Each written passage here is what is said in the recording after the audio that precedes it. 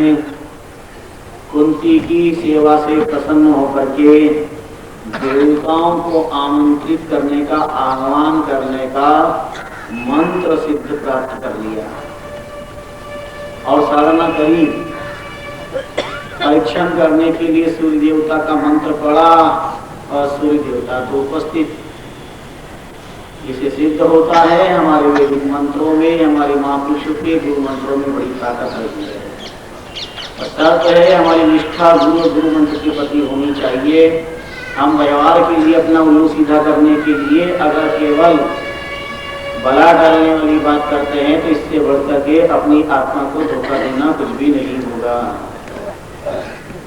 हम अपने ही गुरु को नहीं, अपने परमात्मा को धोखा दे रहे हैं और परमात्मा के दिए जाने वाले धोखे का हिसाब किताब वो करता है जो जिंदगी में व्यक्ति भूल नहीं सकता है।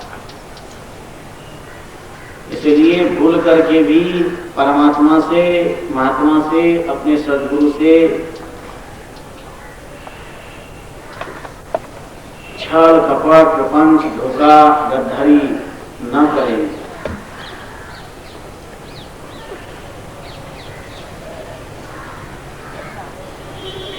अज्ञान और नादानी में व्यक्ति भूल जाता है कि मेरा परमात्मा सर्वत्र है, उसे सब पता है। वो तो केवल समय का इंतजार करता है।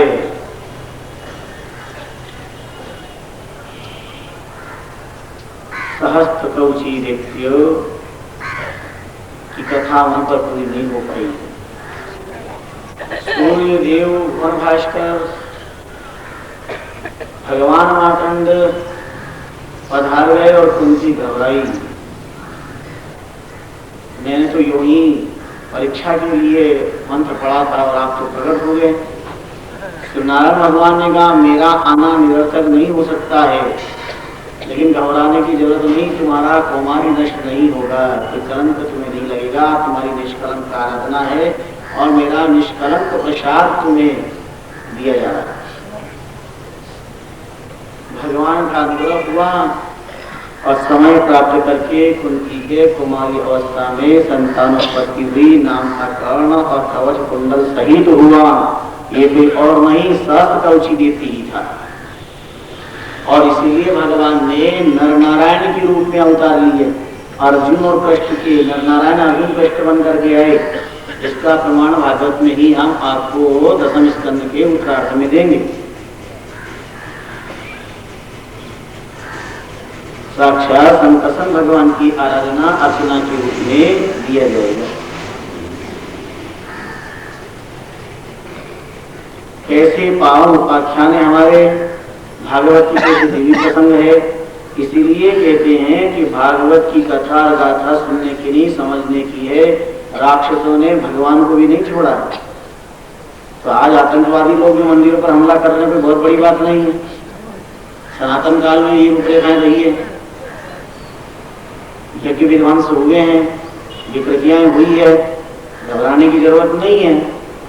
तात्कालिक जनता ने, तात्कालिक भक्तों ने, यहाँ तक कि धरती ने भी गो का उद्धारण किया है। देवताओं के सहयोग से इसके जगत के रचयिता ब्रह्मा जी के पास पहुंचे हैं और ब्रह्मा जी स्वयं सारा डेकोरेशन लेकर के भगवान के पास जाके धरती का दुख दर्द निवेदन किया और समय समय पर भगवान ने अलौकिक रूप धारण किया है। तो ये रूप थोड़ी धारण किया है क्या? अनंत रूप धारण की परमात्मा ने, ये तो उदाहरण मात्र है।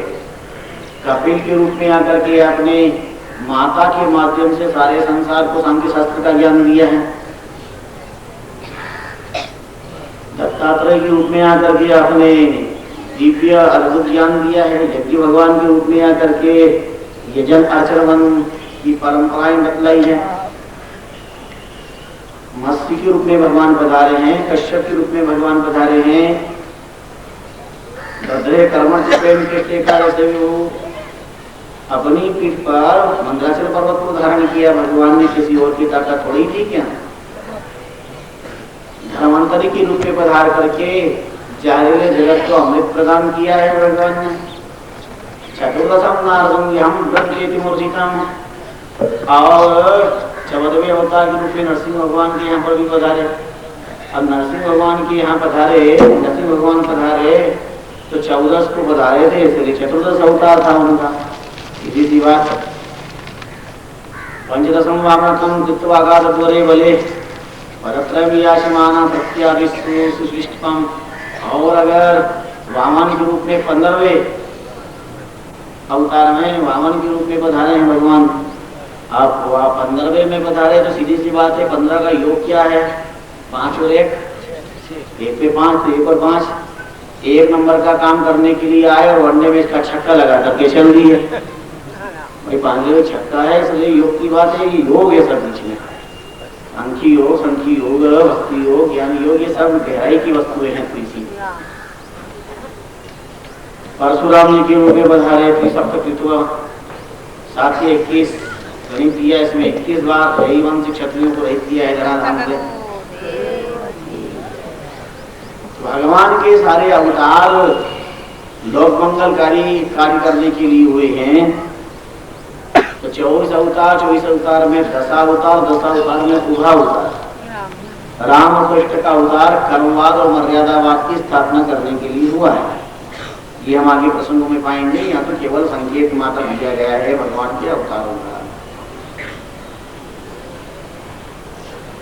बुद्ध के रूप में, हंस के रूप में, और फिर बहुत ज्यादा अत्याचार हो जाएगा। भगवान स्वामी विष्णु स्वयं ब्राह्मण के यहाँ पर कल के रूप में अवतार लेंगे, ब्राह्मण के यहाँ पर कल की अवतार होगा। देवदत्त नाम घोड़े पर बैठ करके तीव्र तलवार लेकर के और नाश करेंगे।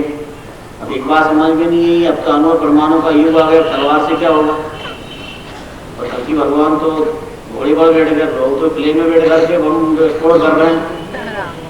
और इसमें भागवत में लिखा है कि कलयुग में भगवान कल की अवतार लेंगे, और कल की अवतार लेंगे घोड़े पर बैठ करके दुर्दांत व्यक्तियों का संहार करेंगे, वध करेंगे। तो ध्यान दीजिए, शास्त्र की कोई भी बात असत्य नहीं है। अगर सत्य कहने का अधिकार नहीं है, सत्य तक पहुंच नहीं है, तो असत्य कहने का भी अधिकार नहीं है, हमारी वहां तक पहुंच नहीं। जब किसी वैज्ञानिक से ये पूछा गया कि तृतीय विश्व महायुद्ध का परिणाम क्या होगा, युद्ध कैसा होगा, दार्शनिक फिलॉसफर ने, ज्योतिर्विद ने कहा तीसरे विश्व महायुद्ध की बात तो हम क्या कहें, कह नहीं सकते हैं, और चौथा विश्व महायुद्ध के अंदर 70 से 72 लड़ेंगे।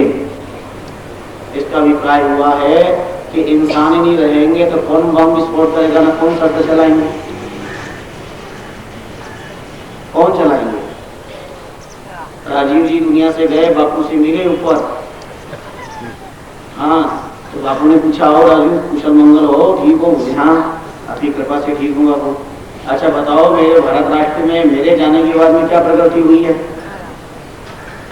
राजीव जी ने प्रणाम करके कहा, बापू आप 3 गोली से ऊपर आए, मेरी माता 19 गोलियों से ऊपर आई, और मैं बम की लिफ्ट में बैठ करके ऊपर आया हूँ।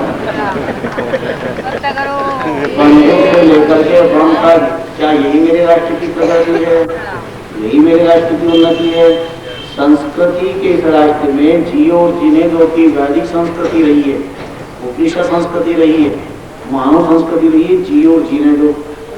लेकिन हम तो मारो और मारो, बारूद के ढेर पर सो रहा है आदमी, जानवर से भी गया बीता हो रहा है आदमी, कर रहा है इकट्ठा मौत का सामान, और जिंदगी से हाथ अपने धो रहा है आदमी। कैसा जमाना है, अजब जमाना है, अजब की मस्ती है, जिंदगी तो महंगी और मौत सस्ती है। बड़ा विलक्षण मान।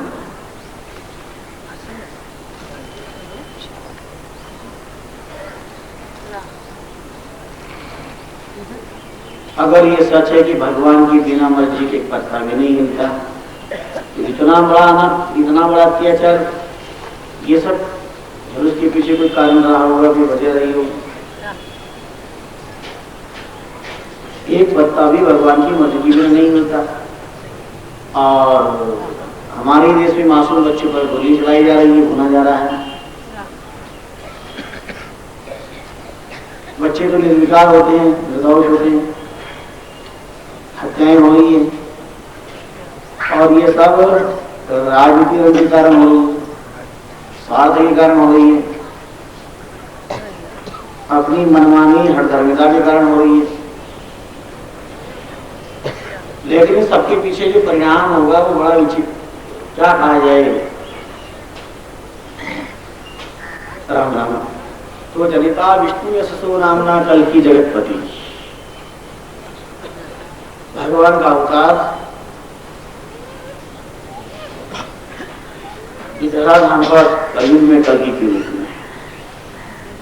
अभी तो बहुत समय पूछा कि भगवान अवतार कब लेंगे, तो देखो भाई परीक्षा के बोले टाइम टेबल आता तभी तो बताया जाता कि परीक्षा में दिन होगी।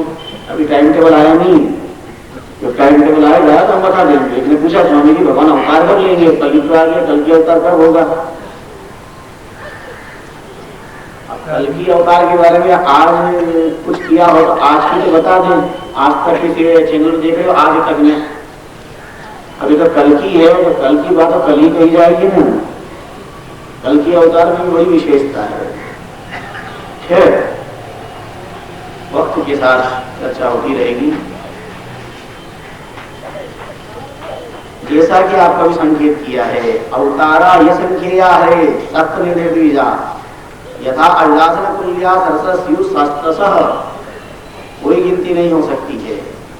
आनंद भगवान के अवतार है। बहुत सुंदर मंगलमय बात हमारे शास्त्र कर्म में बताई। एतद् रूपम भगवतो यूपस्य चिदात्मनः माया गुणे विरचितम् मदाभिरात्मनि यथा नवसी में भोगो रेणुर्वा पार्थिवो नवे एवं धृतरीदस्यत्वमारोपिता मबुद्धि। कौन वर्णन कर सकता है संसार में, कौन तारों की गणना करे। हाँ, हमारे नारद जी तो अग्रणी रहे इस मामले में। वैज्ञानिकों ने भी ये गलत तारों की बात करी, किसने कितनी किसने कितनी, और नारद जी ने भी 3 संग 13 पदम 3 करोड़ 9 लाख 7 दूजी बाहिरा यह नारद की साथ। क्योंकि नारद जी तो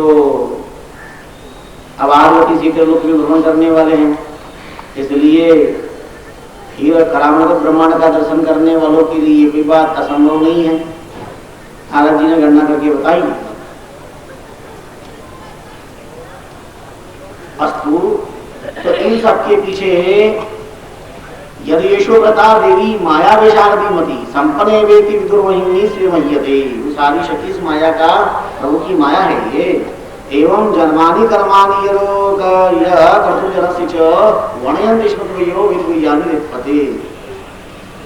अनंत अवतार अनंत परमात्मा के स्वरूप संसार में बतलाए गए हैं। तो उनके जिनके सारे चित्त परमात्मा के भिन्न भिन्न जिसमें इदम भागवतम नाम पुराणम ब्रह्म संहितम उत्तम श्लोकचरितम चकार भगवान ऋषि। मैंने अपने पिताश्री से जो पावन भागवत ग्रंथ श्रवण किया वही आपको मैं श्रवण कराऊंगा। ये अनंत जन्मों का कल्पों का मल ध्वंस करने वाला ये लक्ष्य है, लाई देना है, लाई पाए है, विजिट है, यही क्या है, मलचर है। भागवत में भगवान नाम की माता है और भगवान का नाम क्या है, मलचर है। मलचर का के मेल नामियों मन को ढोवे भगवान जाली नाम किसी विक्रम कोए। मेलो कपड़ों मेल सू करे ना उज्जवल था है, रामचरण साबुन दिया मेल दूर हो जाए। मेला कपड़ा कोई मेल से दूर नहीं होता, साबुन लगाने से दूर होगा। लेकिन मात्र साबुन लगाने से नहीं, उसके साथ पानी भी चाहिए। तो ज्ञान का साबुन भक्ति का जल, अभी दोनों तो मिल जाए पर अच्छे बढ़िया कपड़े तो धोबी धोता है ना, तो धोबी भी चाहिए। तो धोबी कौन है, गुरु धोबी उस्ताद बड़ो और कसनी खूम चढ़ाया। क्या महापुरुषों ने सुंदर बात कही है। कौन है हमारे धोबी, गुरुदेव रजा के जीव जन्म जन्म की गंदगी लेकर के गुरुदेव के पास जाता है और गुरुदेव बहुत बड़े उस्ताद हैं। गुरु धोबी उस्ताद बहुत कष्टी खूम चढ़ाया। ज्ञान साबुन निर्मल निर्मल पानी से, ज्ञान के साबुन से वह स्वच्छ कर देते, साफ कर देते। तो जीवन में जिसके गुरु नहीं मिले उसका मन रूपी कपड़ा कभी भी स्वच्छ नहीं होगा।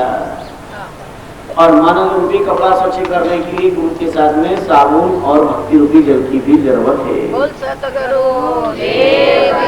जिनके जीवन में गुरु नहीं मिले हैं, वो उन्नति नहीं कर पाए हैं, अगर कहीं दिख रही है तो भ्रम में भूले न जाने कब गिर पड़ेंगे। गुरु का न पीर का मंगनी राम फकीर का संसार में बहुत गुण थे, लेकिन कब गिर पाते कुछ पता नहीं चलता। वो थोड़े दिन की समग्री है। संस्कृत के उद्भट विद्वान हुए कवि भाष, और लिखा है यदा शिष्य उत्कृष्ट प्राप्तवंती गुरु ऐसा अमोघ प्रभाव।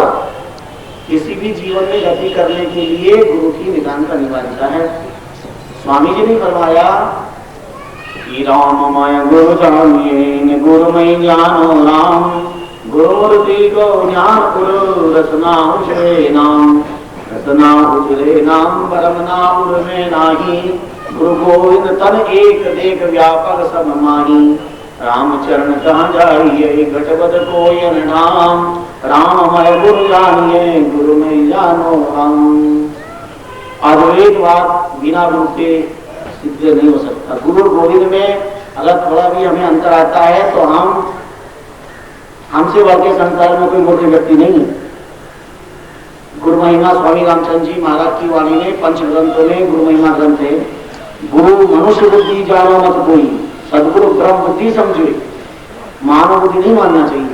गुरु की भुजा दो है, विष्णु की है चार, विष्णु भेजे जगत में गुरु उतारे पार। परमात्मा तो संसार देते हैं और सदगुरु तार देते हैं, संस्कार देते हैं। संस्कार के बिना संसार नरकियों ले जाने वाला होगा। संस्कारी बनना बुरा नहीं है, पर संस्कारी नहीं बनना बुरा है। तो परमात्मा तो संसार में भेजते हैं और सदगुरु जीवन में पार कर देते हैं। तो मैंने अपने पिता से जो कुछ श्रवण किया है वही मैं तुम्हें पावन प्रसंग श्रवण करवाऊंगा, जिसमें दिव्य पावन चारू चरित्र है। लोक मंगलमय आनंद करवाऊंगा। जिस चारू चरित्र को सुखदेव जी ने राजा परीक्षित को श्रवण करवाया है, उनका उद्धार किया है। आपका प्रसंग प्रश्न है प्रभु सूद सुद महाभागा वदनो वदताम वर कथाम भागवती पुण्याम विदा वर्माणी युगा कस्तिम की प्रवृत्ति विस्ताने वाक्य नहीं पूना बता संशोधित कृष्ण कृतवान संहिता मुने। अरे कहाँ योग संयोग मिल गया, कहाँ इनका मिलना हुआ और कहाँ ये तो बोधवान मात्र के स्तर पर रहने वाले, और कैसी कृपा इनके ऊपर हुई है। यह तो नमत्त मोग जड़वाद विचरण है, घट की चाल से चलने वाले और उन्नत अवस्था में चलने वाले महापुरुष। यदि एक सुखदेव रेंद्र सुमरे रामा, राम भजन प्रताप और सब जीते गामा, सरस्वती सुरति चुकाए जाए गौतम घर लाया। ये तो बड़े विचित्र, क्या यदि एक सुखदेव रेंद्र सुमरे रामा। स्वामी जी ने यदि कहकर के पुकारा सुखदेव जी को।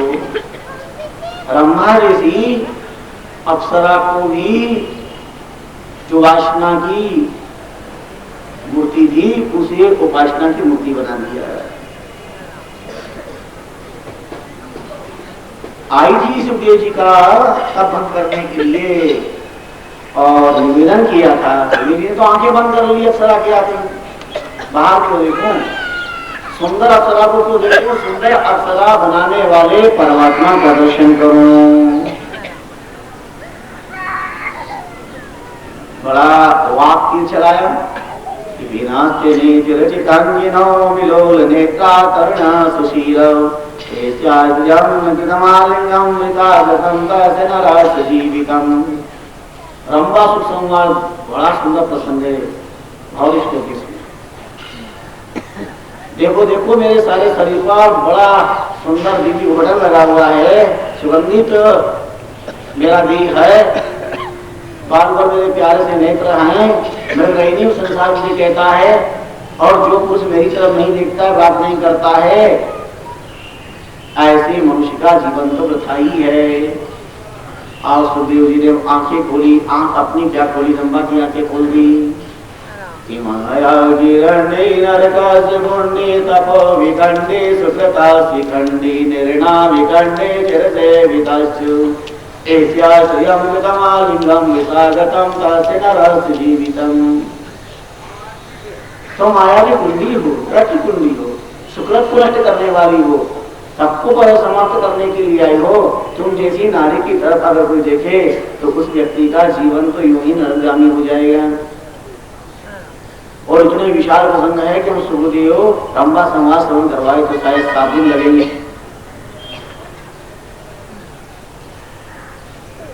बड़ा ज्ञान देते हुए कहा है, चलन्ति धारा प्रचलन्ति मंदिरम कदापि काले चलन्ति ये पृथ्वी।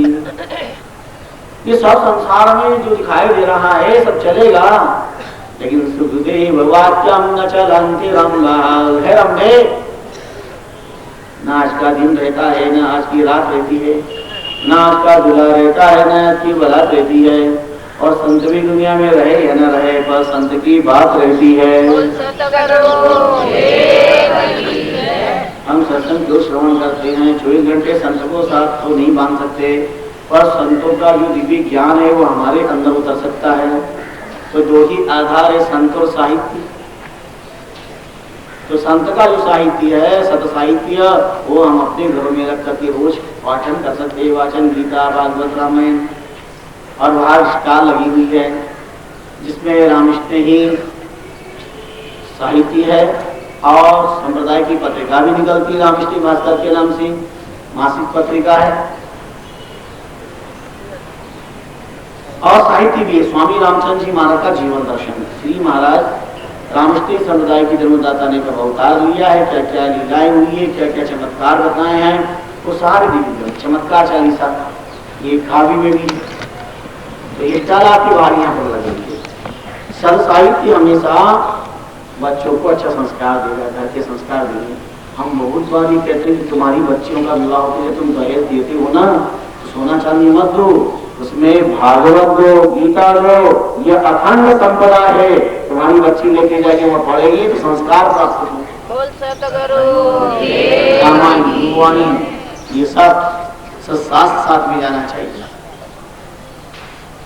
तो स्वबोधन मात्रा में नहीं, हम इतने ही रुकने वाले थे सब लीला है। बात बहुत अच्छी सी पूछी है। ज्ञानी गुणी मनीषी साधु संत के का संबंध केवल व्यक्तिवाद नहीं होता है। संत किसी जाति के, समाज के, परिवार के लिए होता है, संप्रदाय के लिए। न ईश्वरमाकम सकल ब्रह्मांड ब्रह्मामः, हमारा तो ये देश नहीं होता और संसार देवी कुसुम की दिव्य भावना हमारी होती है।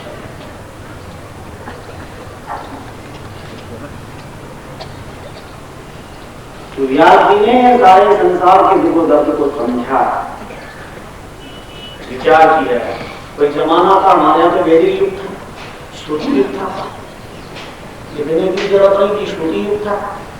सुन करके ये सब आपको महापुरुषों के मंत्र वेद ऋचाएं याद रहती थी। गौ का दूध पान करते थे, गौ सेवा करते थे, इसकी बुद्धि प्रबल थी, बुद्धि की मजबूत रहती थी। यादों की टेप रिकॉर्ड बड़ी टॉप कंपनी की थी, लेकिन अब भैंस का दूध पीते हैं, भैंस की तरह हो गए हैं। गौ सेवा हमसे होती नहीं है, परिणाम यही हो रहा है। कहाँ आजकल की तरह प्रिंटेड जमाना था, प्रेस युग तो था ना, प्रेस युग, आज प्रेस युग है, लेकिन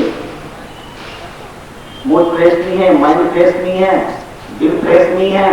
पहले प्रेस युग था, प्रेस युग है, इतना ही था। तो श्रुति परंपरा हमारे पहले को श्रुति, और जब देखा कि निरक्षरता होती जा रही है, कि निरक्षरवाद निरर्थकवाद, निरक्षर निरर्थक, वरना आचार्य चरित्र शास्त्र के पुस्तक लिखी भय रक्षाना, उसमें मानदोदरी रावण का संवाद भी देवभाषा में, गिरवाण वाणी में होता था। अरे लोग इसी भाषा में बात करते, पर धीरे धीरे धीरे हमारा वेद ज्ञान मुक्त हो गया, हम संस्कृत से दूर हो गए। हमें तो कभी कोई बहुत आश्चर्य आता है, वो शिक्षा शास्त्री करने के लिए, ट्रेनिंग के लिए आते हैं, कुछ अध्यापक लोग आए और योग से हम भी वहीं थे, तो मुझे पूछ लिया कि सकार के भेद क्या है? इनमें से पहला कौन सा आएगा? और इनके नाम क्या है? बहुत मुश्किल हो गया बताना। इनमें का सा सड़क का, शकर का, शा,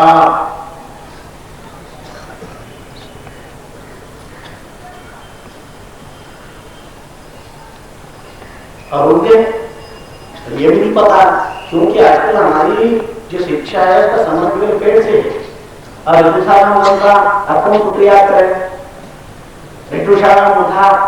इसका उच्चारण कहां से होगा, किस जगह से होगा, ये सब ज्ञान नहीं होता। जो शिक्षा शास्त्री होने जा रहे हैं, बच्चों को पढ़ाना है, उनको नहीं मालूम कि कौन सा सब पहले आएगा और उसका क्या भाव है।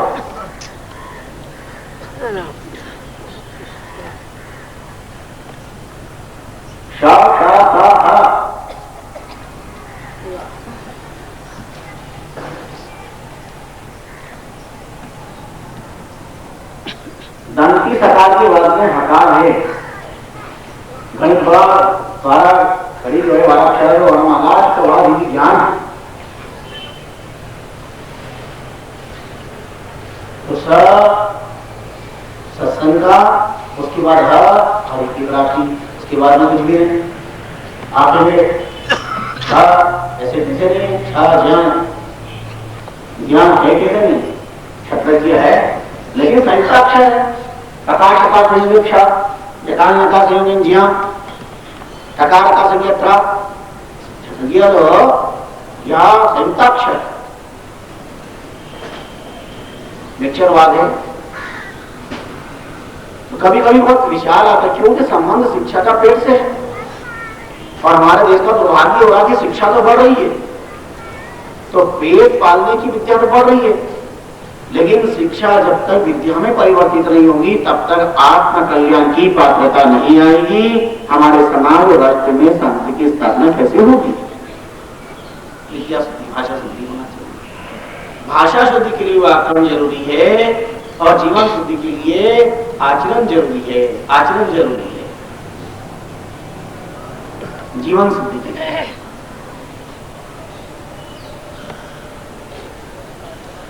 तो आपने वेदों का विभाजन किया, ऋग्वेद, यजुर्वेद, सामवेद, अथर्ववेद। 20,348 मंत्र, 7,68,000 ऋग्वेद में 521 मंत्र, यजुर्वेद में 1174 मंत्र, सामवेद में 1174 मंत्र, अथर्ववेद में 5,877 मंत्र, 20,348, 7,68,000। रामकृष्ण संप्रदाय के सप्तमाचार्य थे हिम्मतराम जी महाराज, ग्रंथा चारों वेद पर अधिकार और महर्षि दयानंद से शास्त्रार्थ हो। शापराधाम में केंद्र में चारों ही वेद उस समय के विद्यमान है। उनके दर्शन का, स्वाध्याय का सौभाग्य मिला है। फिर रचनाएं की और इतिहास पुराणम से पंचमा वेद उचित, पांचवा वेद इतिहास पुराण के रूप में रचा गया। पहले सांगो जेमिनी कवि वैशंपायन एवे को निष्णातो ईशान होता और अलग अलग ऋषियों को उसका अधिकार दिया। ऋग्वेद का अधिकार पेल को, श्याम का अधिकार जेमिनी को, कवि और वैशंपायन को यजुर्वेद का, सुमंत्र को अथर्ववेद का अधिकार दिया। और मेरे पिता जो रोमहर्षण थे उनको ही पंचम वेद इतिहास पुराण का अधिकार दिया, रोमहर्षण नाम था। अब रोमहर्षण को तो बलदाव जी ने अपने घर पे लेवल में बुला लिया, क्योंकि लेवल और माल और नाम रोमहर्षण, और जब वो पहुंचे थे तो एक भी रोम ने हर्ष नहीं, उन्होंने तुरंत भावित पात कुशाग्रेट करता एक तिनका यूं किया, लगा सीधा काम पूरा हो गया। तो रोमहर्षण के पुत्र का नाम पुरुष प्रवाह है सूर्य। अब ये सब पद के नाम है। इस पद पर सूर्य के पद पर जितने भी वंश में चले सब सूर्य कह रहा है, व्यास के पद पर जितने चले सब व्यास कह रहा है। व्यास विस्तार है, कितने ही व्यास हुए, कोई एक व्यास नहीं हुए, जिन्होंने विस्तार किया वो व्यास हो। व्यक्ति मरा करता है, पद भी मरा करता है। प्रधानमंत्री थोड़ी मरता हमारे यहाँ का, प्रधानमंत्री का पद तो जीवित है ना। कितने प्रधानमंत्री हो गए? सबसे पहला प्रधानमंत्री कौन? दूसरे प्रधानमंत्री तो ज्यादा चिंतन करेंगे तो नहीं, अंतिम अक्षर ले लो। अंतिम अक्षर जवाहरलाल में से लाल, लाल बहादुर शास्त्री। तीसरे कौन? शास्त्री में से ई ले लो, इंदिरा। चौथा कौन? रा ले लो, इंदिरा के बाद रा, राजीव। उसके बाद प्रधानमंत्री कौन? राजीव के बाद में वह ले लो, वीपी। उसके बाद कौन? तो वीपी का उल्टा कर दो, वीवी। अच्छा उल्टा हो गया तो शुभारंभ करो ना, फिर वापस शुभारंभ करो ना, अक्षर से आ। ये शुभारंभ चलेगा ना, आगे तो चलेगा, वापस उल्टा करने पर तो गिनती फिर शुरू होगी, वर्णमाला फिर शुरू होगी।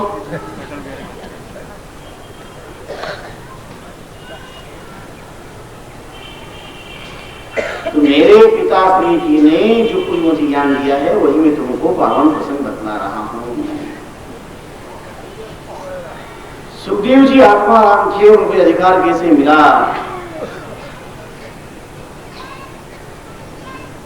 इसके संदर्भ में इतनी बड़ी भूमिका से बतानी पड़ी। जिन व्यास जी ने इतनी बड़ी रचना की है उनके ही जीवन की कितनी अविस्मरणीय घटना यहां पर दी गई है। वेदों का विस्तार, संहिताओं का सृजन, सब कुछ किया है। एक दिन महात्मा नारद व्यास आश्रम पे पहुंच गए, सरस्वती नदी के तट पर। कभी बद्रीनारायण जाना हुआ हो तो व्यास आश्रम वो भीम पुल पे से, जहां से चीन सामने ही दिखाई देता है, वहां व्यास आश्रम है। सहसा महर्षि नारद पहुंच गए और व्यास जी ने भावना स्वागत किया है, पधारिए पधारिए नारद। नारद जी ने देखा व्यास जी के चेहरे की तरफ तो उदासीनता का नग्न अनुमति दिखाई दे रहा है, जिसको हो रहा है चेहरे पर गम का, दुख का, दर्द का। नारद जी ने कहा पाराशरी महाभागा भगवता कृष्णात्मना प्रतुष्टि साय आत्मा मानस होगा। अरे सब कुशल मंगल तो हैं, आप तो बड़े ज्ञानी हैं, गुणी हैं, वेद विस्तार करने वाले हैं, पुराण के आदि राइटर हैं, रचना करने वाले, सृजन करने वाले, संहिता का सृजन करने वाले हैं। फिर राबी सोचे आत्मान में कथा देव प्रभु, आपके चेहरे पर उदासी क्यों, क्या कारण है? भूत भविष्य वर्तमान संत सब है प्रमाण, नाम के जन राम ही प्रमाण है। इंजीनियर से बिल्डिंग छिपी नहीं होती है, डॉक्टर से बॉडी छिपी नहीं होती है, और संत से जीवन का चरित्र छिपा हुआ नहीं होता है। बोल सतगुरु लाख छिपाओ छिप न सकेगा राज ऐसा गहरा, और दिल की बात बता देता है असली नकली चेहरा। चेहरे से पता चल जाता, कोई कहे नहीं कहे तो क्या फर्क पड़ता है। चेहरा बताता है कि व्यक्ति का मानस क्या है, व्यक्ति की सोच प्रवृत्ति है, चेहरा बताता, कहने की जरूरत नहीं है। संत से चेहरा छिपा नहीं होता। साधारण व्यक्ति चेहरे को पढ़ लेते हैं कि इसका मन क्या है, मन का भाव मुंह पर आता है, चित्त का स्वभाव चेहरे पर दिखलाई देता है। अच्छा लग रहा है कि बुरा लग रहा है, कि क्या हो रहा है क्या नहीं हो रहा है, ये वहां दिखाई देता है।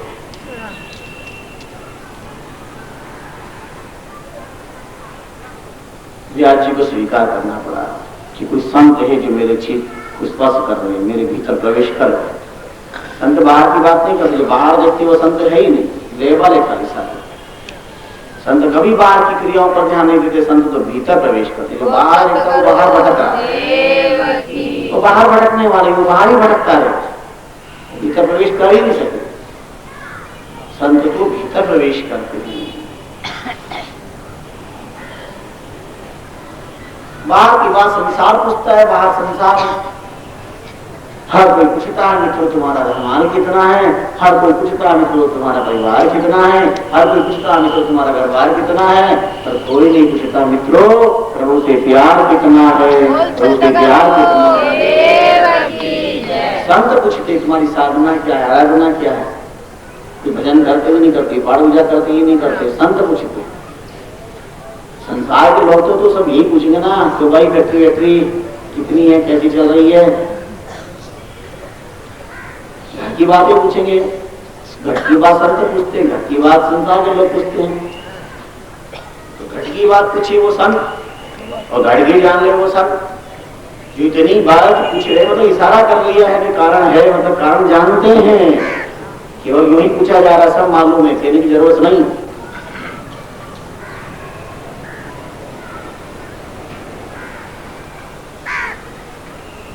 बड़े लोग कहते नहीं है, इशारे में समझा जाते, कोई समझ जाए तो बहुत अच्छी बात है।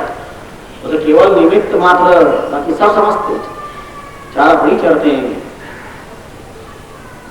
सब अनुभव होता है निमित्त और वक्त का इंतजार। पर व्यास जी भी बहुत पहुंचे हुए थे, उन्होंने कहा महापुरुष है, मेरे हृदय की बात जान ही गए तो फिर मैं निवेदन कर दूं। इसलिए आपने कहा अस्थिर में सर्वनिगम के उत्तम तथा नाटका परितुष्टे में तरमूल व्यक्त मगाद बोधम शिक्षा में स्वात्मवाद भूतम, बिल्कुल ठीक कहते हैं यार। मेरे वेदों का विस्तार किया, पुराणों का और संहिता का सृजन किया है, सब कुछ किया है, कई ग्रंथ की रचनाएं की है, लेकिन नारद जी फिर भी मुझे संतोष नहीं मिला। अंदर ही अंदर कुछ जलन जलन जलन सी लग रही, कुछ जलसा बात से गया और मुझे खुद को समझ में नहीं आ रहा कि जलन किस बात की। जो बाहर की जलन हो तो पता चले, बाहर की आग लगी तो पता चले, अंदर की आग को कौन पहचाने। और जितनी बाहर आग नहीं लग रही उतनी अंदर आग लग रही। ध्यान देना, बाहर वाले लोग आग कम लगा रहे, अंदर वाले ज्यादा लगा रहे। परिवार का व्यक्ति परिवार को नुकसान पहुंचा रहा है, समाज का व्यक्ति समाज को नुकसान पहुंचाता है, राष्ट्र का व्यक्ति ही राष्ट्र में आग लगा रहा है।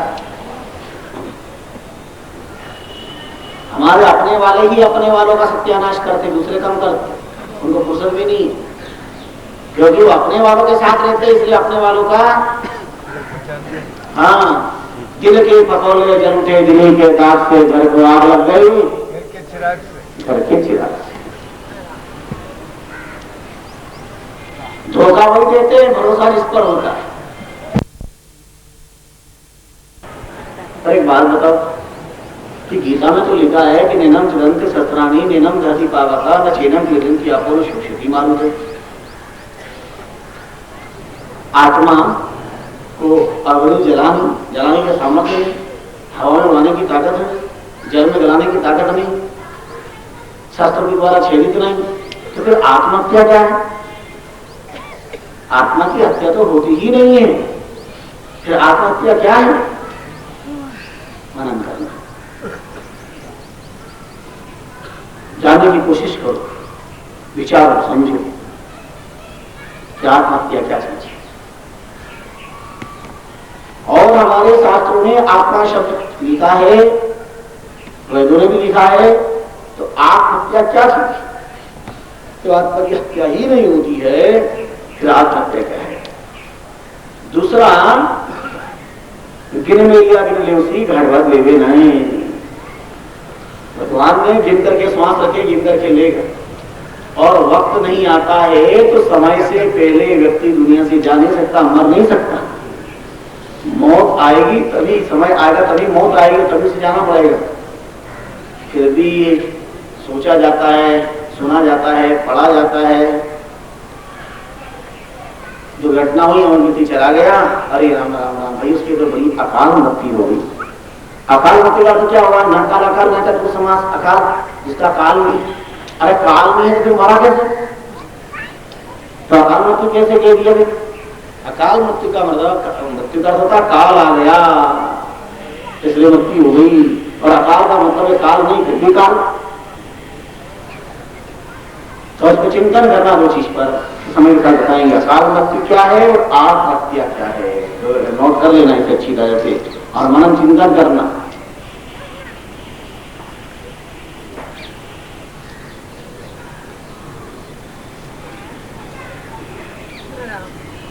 आप संत हैं नारद जी, और साधारण संत नहीं है आप, भगवान के मन। सच बताओ मेरे जलन का कारण क्या है? आप संत, मन की जलन का कारण केवल संत ही बता सकते। बोल सतगुरु देव की जय। आज जितनी धन की जलन नहीं है, जितनी रूप की जलन नहीं है, जितनी तन की जलन नहीं है, उतनी मन की जलन है। शरीर के रोग को व्याधि कहते हैं, मन के रोग को आदि कहते हैं। तो भीतर से मन के बीमार इतने हैं कि गिनती नहीं। तन के रोगी तो कम है, मन के रोगी ज्यादा है। सर्वाधिक चिंतन करने पर मन के रोगी ज्यादा मिलेंगे, बहुत ज्यादा मिलेंगे।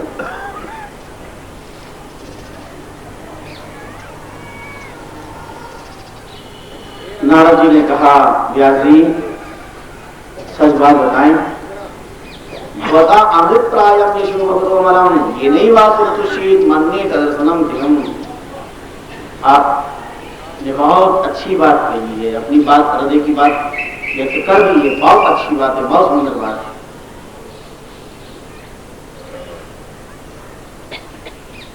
तो वेद पुराण संहिता उपनिषद शास्त्रों के पढ़ने की बात केवल इनकी रचने वालों की जलन नहीं मिटी। आप मूल बात समझो इस बात को। तो पढ़ने वालों की अगर जलन नहीं मिटी तो कोई आश्चर्य की बात नहीं। कारण क्या? आपने कहा आपने सब कुछ रचा है, न था वासुदेव से महिमा वाणी कहा। आपने एकाकी भगवान नाम संत साधना मर्म का कोई इतिहास नहीं रचा है। भगवान के चारों चरित्र, भगवान की नाम महत्ता का प्रसंग आपने रचा नहीं है। मैं जानता हूं संत ग्रंथ पंथ की बात नहीं करते, ग्रंथ और पंथों से नहीं, संतों के जीवन दर्शन से उद्धार होगा। इसलिए नारद जी ने आत्मचरित्र श्रवण करवाया। आत्मकथा में अच्छाई बुराई दोनों खेली जाती है। जब आत्मा की बात कह रही तो आत्मा में क्या छिपा हुआ है? जीवन अच्छा भी होता है, बुरा भी होता है। और उन्होंने आदर्शन बताया कि मैं दासी की तरह, मेरी माता दासी का काम करती थी। ब्राह्मण देवता के यहाँ झाड़ू बड़ा निकाला, कपड़े धोना इत्यादि सब काम होता था। मैं अपनी माता के साथ जाया करता था। जिस ब्राह्मण परिवार के यहाँ पे माता काम करती थी, वहां पर एक बार महात्मा चातुर्मास करने के लिए आए। बड़े प्यार प्रेम से उनको आमंत्रित किया। ऐसे पावन समय में मैं भी माता की अंगुली पकड़े, आंचल पकड़े जाया करता था। माँ काम में लग जाती, मैं अबोध बालक महात्मा प्रवचन करते सामने बैठ जाता। मेरी बाल अवस्था थी, लेकिन मेरे में चंचलता नहीं थी। पर महात्मा जो प्रवचन करते वो क्या फरमा रहे हैं, सिर के ऊपर से जाता है। अबोध के कारण, ज्ञान के कारण। देखो पहली बार कोई व्यक्ति सत्संग में आता है तो उसका मन नहीं लगता, उसे लगता पता नहीं क्या बातें कर रहे हैं, क्या हो रहा है। लेकिन जो सत्संगी जीव है वह तो एक क्षण एक पल भी नहीं छोड़ती। बोल सतगुरु देव की जय। और हम तो कहते हैं कि सत्संग में किसी का भी सत्संग हो जाके बैठो। अगर कोई बात तुम्हारे समझ में नहीं आ रही है तो मत आने दो, पर ये तो समझ में आ रही है ना, इतना तो समझ में आ गया। सत्संग में बैठे हैं ये भी समझ में आ गया ना, कोई बात नहीं, पर इतना तो समझ में आ गया ना कि इतनी देर तक कुसंग से तो छूटे हैं। कामी ने काम छोड़ा है, क्रोधी ने क्रोध छोड़ा है, लोभी ने लोभ छोड़ा है। इतने दिन तक, इतने समय तक तो परिवार से मुक्ति मिली, झंझट से। कोई बात नहीं, जो है सो है। ये लाभ तो है ही। सत्संग में लाभ लेना गंगा पार करने की तरह।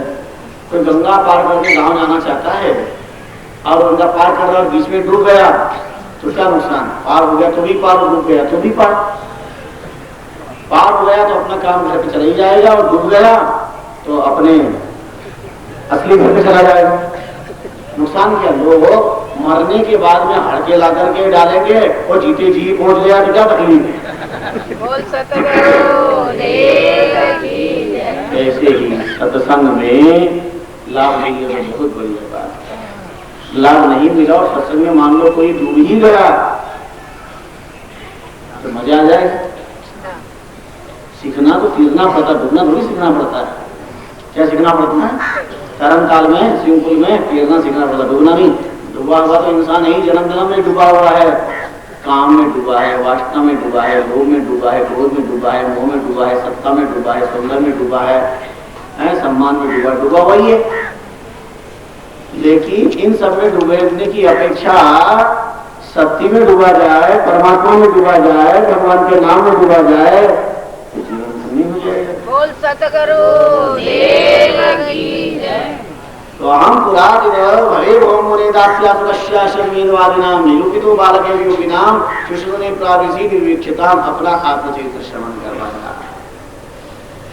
महात्मा प्रवचन करते में बैठता कोई बात समझ में नहीं आती। खैर महात्मा प्रवचन कर लेते। अब प्रवचन करने के बाद में भोजन प्रसाद भी होती है। भोजन प्रसाद के बाद में जब वो निवृत्त हो जाते हैं उनकी पत्तल पिछवाड़े डाल दी जाती।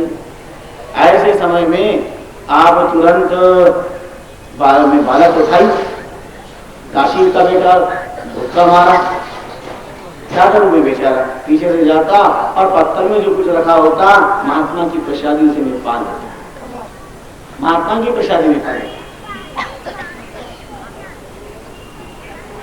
एक बार महात्मा ने देख लिया तो दया भी, हरे राम राम राम, पत्तल में रहता ही क्या है। दूसरे दिन थोड़ा प्रसाद रख दिया। अब महात्मा की प्रसादी में पानी लगा और प्रसादी के पान करने से जो है मेरी बुद्धि के द्वार खुल गए। बोल सतगुरु देव की जय। संत प्रसादी का इतना बड़ा महत्व है। संत और सदगुरु का झूठा नहीं होता। जो संत सदगुरु का झूठा मानते हैं उससे बढ़कर के और नर की मति कुछ भी नहीं होगी। आज संसार में बप्पर पाड़ से व्यक्ति नजारा कहाँ का किसी का झूठा खा लेता और संत प्रसादी में दुनिया भर के तर्क पैदा कर देता है। संत प्रसादी बड़ी चिकोटी की। हमारे शास्त्रों में कितने बड़े प्रमाण दिए। भागवत इस बात का साक्षी है। इसलिए तो भागवत को मानते हो, भागवत की नहीं मानते। जिनको हमने संत माना है, सदगुरु माना है, आराध्य माना है, और हमारी कृति कितनी बड़ी प्रबल हो जाती है। नारद जी अपनी आप कथा सुना रहे, मेरे संत की प्रसादी ली, मेरी बुद्धि के द्वार खुल गए और प्रसादी लेने मात्र से अब मेरा मन भगवत भजन में लगा। और जब बैठता तो जो महात्मा सुनाते वो समझ में आता। तो समझ में आया तो मैंने गुरु मंत्र लिया, महात्मा ने गुरु मंत्र दे दिया। अब तो गुरु तो शक्ति मुझे मिल गई। शिष्य अपने सदगुरु की प्रसादी लिए बिना अन्न जल भी नहीं लेता है। ये शिष्य धर्म है। स्वामी जी श्री रामचरण जी महाराज की जय। सतगुरु देव की जय। ये शिष्य धर्म है हमारे शास्त्र में। और कितने उदाहरण आपको दें। तो भागवत का प्रसंग है, बहुत ज्यादा तो नहीं, लेकिन बड़े विचित्र उदाहरण हमें मिलते हैं। ये तो मिला ही है, अभी बता दो कुछ क्षणों के बाद में। अब हुआ ये संत प्रसाद के बाद में मति और मन स्वस्थ हो गए, भक्ति में लगने लगे, खूब भजन होने लगा, सत्संग में खूब रुचि होने लगी और इतना आनंद आने लगा। लेकिन कब अच्छा समय पूरा हुआ पता नहीं चला। चातुर्मास पूरा हुआ, संत की विदाई हुई तो खुद रोना आया। अब सारा गांव सब छोड़ने के लिए गए तो मेरे साथ में चला, लेकिन मैं रो पड़ा। मैंने कहा मुझे साथ में ले चलो, मैं आपके बिना नहीं रह सकता, मुझे संसार बहुत बेकार लगता है, अच्छा नहीं लगता मुझे संसार के अंदर, आप कृपा करो, दया करो। महात्मा ने कहा नहीं, देखो तुम अपनी माँ की इकलौती संतान हो, अभी तुम्हारी माता व्रत है, उनकी सेवा करो और जो मैंने गुरु मंत्र दिया है इसका जाप करो, साधना। गुरु ने जो कहा है वो कर लिया तो उद्धार हो जाएगा। गुरु कहे जो करो। आज जो शंकराचार्य जी भिक्षा लेने के लिए गए थे, 4 जगह भिक्षा नहीं मिली, 5वीं जगह जाकर के भिक्षा की आवाज लगाई तो जहां आवाज लगाई वो धन्य हो गया, क्योंकि वो कोई मकान नहीं था, दुकान थी। और दुकान किसकी थी? शराब की थी। और तो बहुत खुशी हुई, आज दुनिया का जगत गुरु शंकराचार्य मेरे द्वार पर भिक्षा लेने आया है। लेकिन पीड़ा इस बात की भिक्षा क्या, मेरी तो शराब की दुकान है, मदिरा की दुकान। गिर रहा है, बोला स्वामी जी मेरा बहुत जन्म का सौभाग्य उदय हुआ है, आप पधारे मेरे द्वार पर, लेकिन ये दुकान तो शराब की, मैं आपको क्या भिक्षा तो बोले जो है वही दे दो। खप्पर आगे बढ़ा दिया, उन्होंने बोतल खोली, शराब डाल दी, चल दिया आगे लेकर। पीछे शिष्यों ने भी अपना खप्पर आगे बढ़ाया। शंकराचार्य ने कहा आपके काम मना कर दिया। बोले वाह, जब हमारे गुरु कर रहे हैं तो हम क्यों नहीं करें, उन्होंने लिया तो हम भी लेंगे। वो पी रहे तो हम भी पिएंगे। दूसरे दिन भिक्षा लेने फिर गए, लेकिन आज भी 4 जगह भिक्षा नहीं मिली और 5वीं जगह जाकर के धरना दिया, भिक्षा नहीं कहा। आज उसका बहुत बड़ा सौभाग्य था, चरणों में गिर पड़ा। दुनिया का जगत गुरु मेरे द्वार पर भिक्षा लेने के लिए आया है, लेकिन तो इस बात का भिक्षा क्या दूं? ये भी दुकान थी, पर आज शराब की दुकान नहीं थी, आज पिघलते हुए शीशे की दुकान थी। शीशा पिघल रहा था गरम गरम। क्या हाजिर करूं गुरुदेव, आप पधारे, मेरा सौभाग्य है। बोले जो है वही दे दो। खप्पर आगे कर दिया, उसने गरम गरम पिघलता हुआ शीशा दिया। और शंकराचार्य की जय शिव शंकर हर कह करके शीशा पान कर। अब आगे बढ़े और शिष्य को चुपचाप पीछे पीछे आने लगे। शंकराचार्य नहीं, इनको भी दो। घबराए वो तो बोले नहीं मर जाएंगे, गरम गरम शीशा पियेंगे तो। बोले कल जब मैंने मना किया था तब तो तुम कह रहे थे कि गुरु कर रहे तो हम भी करेंगे, तो आज तुम्हारा ज्ञान कहाँ गया? जो शीशा पी सकता है वो शराब पीने का अधिकार है, अगर तुम शीशा पी सकते तो शराब पी लो। गुरु कहे जो करना करे, वो नहीं करे।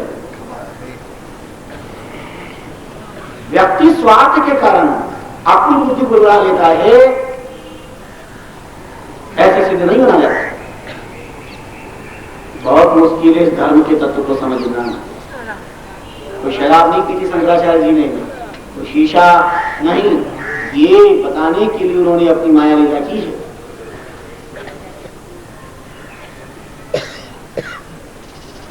बड़ों को देख करके हम बुरे काम करना चाहते, भले काम तो नहीं करना चाहते उनका नाम लेकर। बहुत प्रसंग आगे आएंगे। खैर महात्मा ने उपदेश दिया, उनकी विदाई हुई, सब लोग छोड़ने गए गांव की सीमा के बाहर तक। लेकिन तड़पता रहा, रोता रहा, महात्मा पधारते रहे। मैं अकेला बहुत रोता रोता गया। अंत में महात्मा ने मुझे आशीर्वाद देकर लौटा दिया, तो साधना करो, तुझे परमात्मा की कृपा होगी। जब तक महात्मा जाते हुए दिखाई दिए, निमिष नेत्रों से अपलक ने झपके, अपलक नेत्रों से महापुरुष महात्मा का अपने दर्शन करता रहा। जब मेरे आराध्य, मेरे सदगुरु, मेरे महात्मा आंखों से ओझल हो गए, तो मुझे सारा संसार मेरा ही अंधेरा लगने लगा।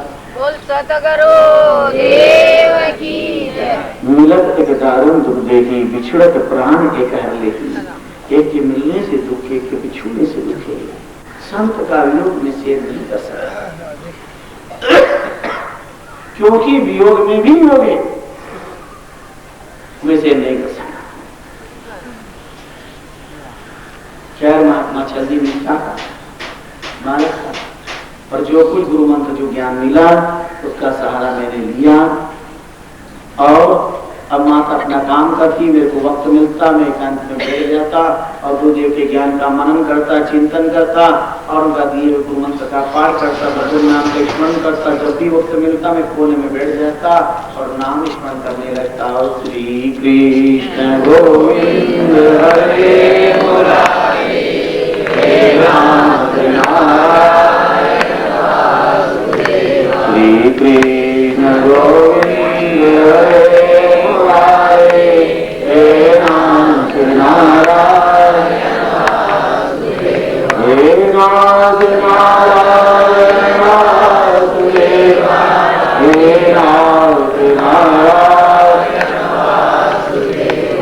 निरंतर भजन करता, मुझे बहुत सुख मिलने लगा, भजन से आनंद आने लगा, मेरा मन भजन में खूब लगता। मैंने विचार किया कि आज माँ ना होती तो ये ममता ना होती, और ममता नहीं होती तो आज महात्मा मुझे ले जाते। माँ मेरी भक्ति के जगत में ममता के रूप में बाधक बने। अहंता और ममता ये दोनों ही तो साधक के लिए बाधक तत्व हैं। परमेश्वर सुप्रीत कर संतन सुहे, माया मोह संसार है, छेद सके तो छेद। बोल सतगुरु देव की जय। परमात्मा के साथ में प्रीति है, संत के साथ में हेत है, और संसार के साथ में तो माया मोह काल के रूप में आए हुए हैं।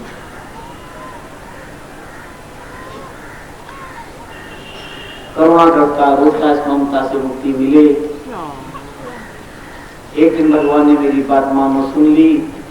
मेरी माँ का गोदोहन करने के लिए संध्या का समय था, कुछ अंधेरा सा हो गया था। रास्ते में सांप पड़ा था, माँ ने पेड़ रख दिया अनजान में, तुरंत उन्हें डंक मार दिया। एकदागतम गेहाग्रंथिम निशिंगम पति सरतो दशक पदार्थ प्रकृतिनाम जाल जोगितन। और सर्प के दंश लगते ही माँ तत्क्षण काल पवित्र हो गई। मुझे समाचार मिला तो माँ की मृत्यु से मुझे सदमा नहीं पहुंचे, दुख नहीं हुआ, वेदना नहीं। तदा तदामिष्टि भक्ता नाम समीक्षितः अनुग्रह मन्यमाना प्रातिष्ठम समुत्तनाम अनुग्रह मन्यमाना। मैंने परमात्मा की बहुत बड़ी कृपा का अनुभव किया। याद अनुपम कृपा परमात्मा ने कर दी है। माँ का अंतिम संस्कार किया और के बाद में उत्तर दिशा को मैंने प्राप्त कर लिया। उत्तरायण कार्यक्रम करने के बाद गाँव गाँव नगर नगर डगर डगर जंगल जंगल भटकता रहा। कल कल करती ही सरिता का जलपान कर लेता, वृक्ष की छाया में सो जाता, बैठ के भजन करता, पत्रा दही वृक्ष प्रपत्र पान करके वे अपनी पेट की ज्वाला शांत कर लेता। इस तरह से मेरी साधनाएं चलती रही।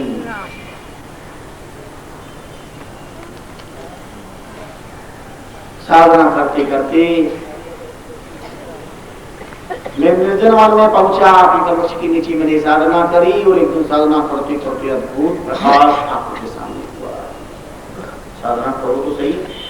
पद्मासन निश्चल मन किया, नासा निरधार कर लिया, श्वास प्रश्वास धर्म लगाई, आरत करके विरह जगाई, रसना पुलिक सीरा, प्रथम को पैसो नीरा, रड़ता रड़ता भयो मिठा, खर्च भयो आयो विश्वास। भीतर तुम्हारा विश्वास अपने यहाँ पे साधना करो। भजन कई विधि भजन की बताई। भगवान नाम का विश्वास बचो।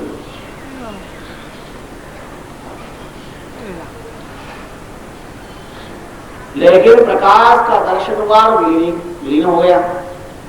मुझे बहुत पश्चाताप हुआ, मैं बहुत रोया। आकाशवाणी हुई, एवं यतंतम विजने मामाह गोचरोकिलम गंभीरस्कक्षणीया वाचा सुचा परसमयन्निव हान्तास्मिन् जन्मनि भवान् मां दृष्टुमियारति अविपक्वशायानां दुर्शोहं योगिनाम्। अभी तुम्हारी भक्ति अपरिपक्व है और साधना करो, उसके बाद मेरा दर्शन होगा। ये जन्म शरीर तो तुम्हारा जाएगा, फिर तुम्हें जन्म मिलेगा। साधना करोगे तो मिल जाऊंगा। आकाशवाणी से पूरी राहत मिली और साधना में लग गई। नारद जी गामा पर्वत पर साधना कर रही थी, अचानक गर्भपात हुआ, देह समाप्त हो गया और श्वास के रूप में ब्रह्मा जी के अंदर चले गए। के समय ब्रह्मा जी की गौ से आविर्भाव हुआ और साधना में लग गया। मेरा नाम नारद पड़ा। ऐसी साधना करी कि भगवान प्रकट होकर के मुझे अपने हृदय से लगा लेती हैं और त्रिलोक में भ्रमण करने के लिए पासपोर्ट दे देती हैं। पासपोर्ट के रूप में आपने बीना मुझे प्रदान कर दी। अब मैं इस बीना को प्राप्त करके बीना बजाता हूँ, त्रिलोक में भ्रमण करता हूँ, राष्ट्र में, महाराष्ट्र में, सौराष्ट्र में, अंतरराष्ट्र में। मुझे परमानेंट पासपोर्ट मिल गया, वीजा भी मिल गया मेरे को परमानेंट। बोल सतगुरु देव की जय। भगवान के मूल नाम बीज का स्मरण करता हूँ, नाम बीज का, और ये बीजा मुझे मिला हुआ है, बिना बजाता हूँ, ये मेरा पासपोर्ट है।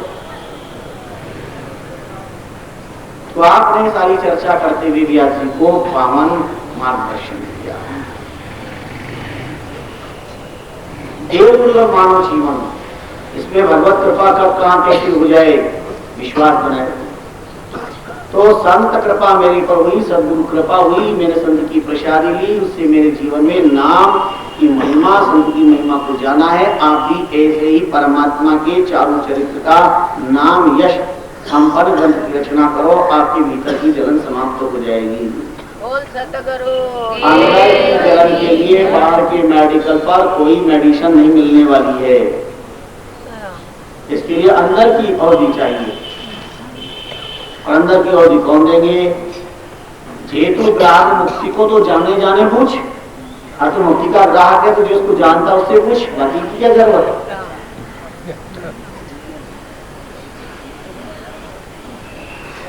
अब मैं आराम से ये बीना बजाता हूँ, मस्त रहता हूँ। प्रगायक समुद्यानी तीर्थपाद पृष्ठवा आओ इनमें शीघ्रम दर्शनम याति चतुर्थी। अब तो जीवन में रफ्तार चल रही है। तो प्रेरणा दी, संत शास्त्र रचने की, भगवान नाम प्रचार प्रसार की प्रेरणा देते हैं। संत काफी पावन प्रेरणा मंगल में दी।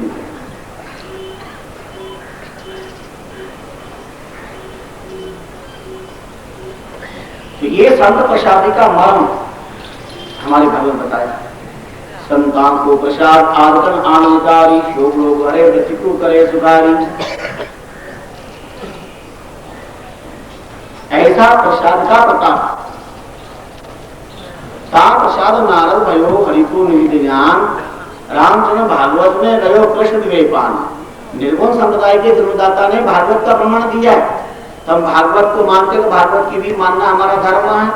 भागवत को मानना परंपरा है और भागवत की मानना प्रेम है। परंपरा भी जीवित रहना चाहिए और प्रेम भी। परंपरा तो कर्तव्य और प्रेम धर्म है, इसलिए कर्तव्य भी जिंदा रहे और हमारा धर्म भी जीवित रहना चाहिए। बोल सतगुरु देव की जय। रामकृष्ण संप्रदाय के प्रथमाचार्य स्वामी जी रामजन जी महाराज जन्मदाता हैं। उन्होंने अपनी अनुभववाणी में लिखा है कि माँ की कनलेसी अंत जाय नर के मुख धरियो और मिटो अगौर परम पद पूज अनुसरियो। ऐसा व्यक्ति जिसने जीवन में ना कभी मंदिर गया, न प्रभु का नाम लिया, न संत दर्शन, न धर्म पालन, सारे जीवन अन्याचार अत्याचार पापाचरण किया है। और जब अंत में मरने लगा तो एक मक्खी महापुरुष महात्मा के पात्र पे पहुंची और एक कण, कितना का आएगा मक्खी के, एक कण वो लेके आई और मरते मरते व्यक्ति के होठों पर बैठ करके छोड़ दिया। उसने अंतिम श्वास ली तो प्रसादी अंदर चली गई। अंदर जाते उसका उद्धार हो गया, विमान आया और उसने बैठ करके हो जा रहा है।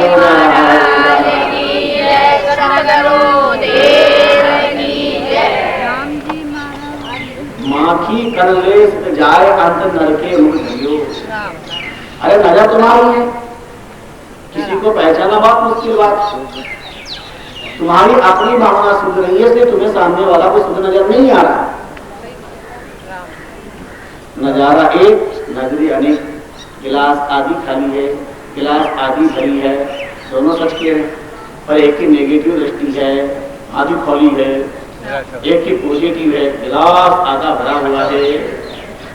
तो माइनस दृष्टि समाप्त करो, प्लस दृष्टि सोचो। छोड़ने की बात है, तोड़ने की बात है।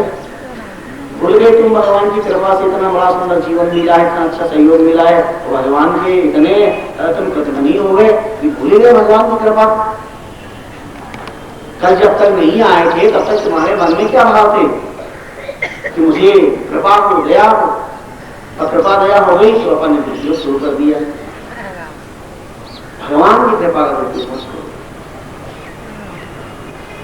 वो समय तुलसीदास जी ने के उस जीवन में तो मिला, नारी पलट नर भया ले चरणामृत सी। तुलसी विनन कीजिए पारस रूपपति। पुराने जमाने में तो गर्भ विवाह होते थे, फिर बाल विवाह, फिर युवा विवाह। आजकल तो इंटरव्यू मैरिज और उसके अलावा भी कॉन्ट्रैक्ट मैरिज जो बड़ा है। पता नहीं किसी शताब्दी के चित्र क्या होगा। ऐसा नहीं और किसी शताब्दी में गई कि पहले संतान फिर ब्याह और फिर शादी। कुछ कहा नहीं जा सकता क्या लीला। तो दो राजा लोग यात्रा करने गए और राजा यात्रा करने गए तो मिलना हो गया और पेशाब में खरीशो इतना हो गया कि राजा ने बात में निर्णय कर लिया कि यात्रा पूरे करते करते कि हमारे अगर बेटा हुआ तुम्हारी बेटी तो संबंध है और हमारे यहाँ बेटी और तुम्हारे यहाँ बेटा हुआ तो संबंध है, तय कर दी। बड़े प्यार से यात्रा पूरी करी, अपने राजा ने लौटा है। किस्मत की बात ऐसी हुई कि दोनों के यहाँ लॉटरी तो खुली पर दोनों के यहाँ लक्ष्मी आई। दोनों के यहाँ बेटी। और एक राजा ने ये सोच करके कि क्या फर्क पड़ रहा है, बोल लो। उन्होंने कहा कि मेरा बेटा पैदा हुआ, उनका बधाई हो, अपना संबंध का है, संबंध तय कर लिया, बाल विवाह कर लिया। समय के साथ में गुना हुआ और राजकुमार के कपड़े पहना करके खड़ रंग दे करके भाव करके ले आए। बेटी जब अमुक राजा की यहाँ पर आई और आकर के जो कुछ उसे पता चला तो अपने कर्म फोड़ ली राजमहलों से। पिता को समाचार पहुंचाया कि ये आपने क्या काम किया, मेरा विवाह मेरे से ही आपने करा दिया है। अरे किसी राजकुमार से नहीं, मैं भी राजकुमारी वो भी राजकुमारी है, हम तो दोनों एक जैसे ही है, ये क्या विवाह कराया। पिता को बोल दिया। उन्होंने राजा की धोखाधड़ी छल कपट के कारण सहन नहीं कर पाया और चढ़ाई कर उसको पता चला तो बेचारा भागा। वो जानता था मरना तो छोटी सी प्रजा के टुकड़े के भाग में परिवार वालों को लेकर जहां जहां जा रहे थे वहां पीछे पीछे राजा आता था। तो राजस्थान में मेवाड़ के अंदर खड़ा पड़ा हुआ था। ये बात आप उसके लिए याद दिला रहे हैं, इसको गहराई से सोचना। महात्मा तुलसीदास जी भ्रमण करते हुए करने के और मेवाड़ में ही महाराणा प्रताप से काली भेंट हुई थी और महाराणा प्रताप को दर्शन करने गए तुलसीदास जी के। तुलसीदास जी देखा मेरी धरती का ऐसा वीर पुरुष, और वहां उन्हें बहुत दर्द का विषय मिला कि थोड़ी सी सत्ता लोलुपता के खातिर, जागीरदारी के खातिर ऐसे धर्मवीर भाई का त्याग करके शक्ति से चला गया। उसके अज्ञान उसको तोड़ा है तो आज राम कृपा की ज्ञान उसको जोड़ेगा। तो वो इसलिए चले जा रहे थे